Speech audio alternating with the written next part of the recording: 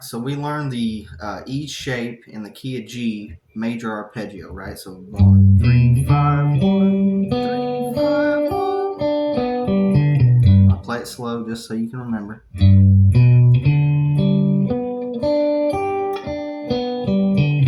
And you see how it lines up with that chord, right? So now I'm going to teach you the G major pentatonic.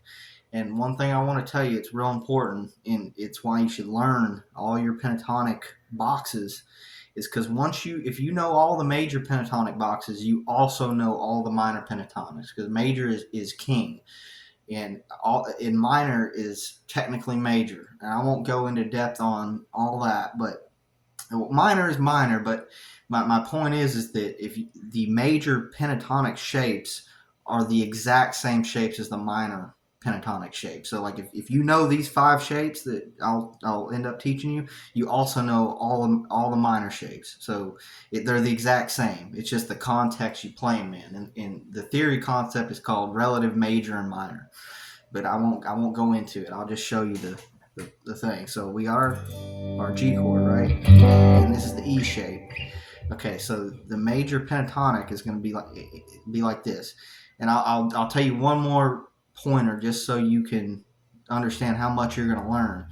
Is once we know the major pentatonic shape, right? We'll end up learning the major scale, and you'll see how the pentatonic shapes are like skeletons of the major scale. So it's only 5 notes. That's penta means 5, right? So it's 5 notes of that major scale, and you'll actually see how it's like you're omitting notes of the major scale, and you end up with the skeleton of that major scale, and it lines up perfectly. So it's real cool to know this stuff. All right, like you have to know it. Any guitar player has to know this. Okay, so we'll get on to it. All right, so here it is. All right, so okay, and the arpeggio is almost like a skeleton of the pentatonic. Okay, so it's like arpeggio is a really simplified version. Then pentatonic is like the next step skeleton, and then you have the full major scale. Okay, and the major scale is also the minor scales. Just like I told you, if you learn all the major pentatonic shapes, you know all the minor pentatonic shapes. If you know all the major scales in every position, you also know the relative minor of that key, all the minor shapes. So it's all context, all right? So if you learn everything major, you know everything minor. So that's what I'm trying to get across. So here it is. Okay.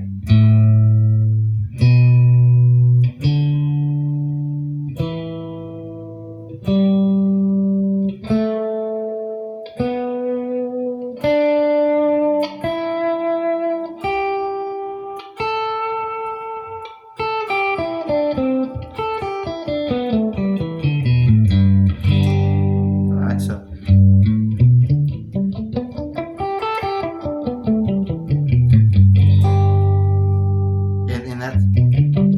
there's your arpeggio, right?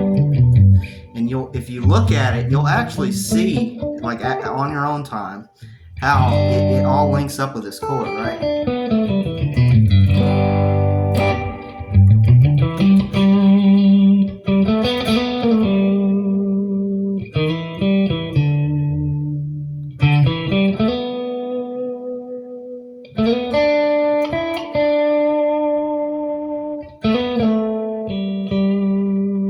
So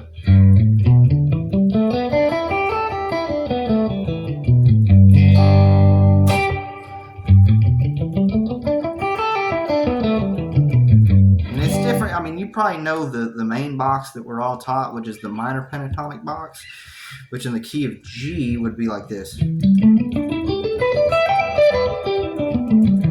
which is the one we all know. And these are all the same notes. It's just a different position. Okay. And I'll tell you just the interval numbers. That way you know. Okay, so that's going to be 1, 2, 3, 5, 6. Back to 1. 1, 2, 3, 5, 6. So 1, 2, 3, 5, 6. back to 1, and now 2, 3, 5, 6, 1.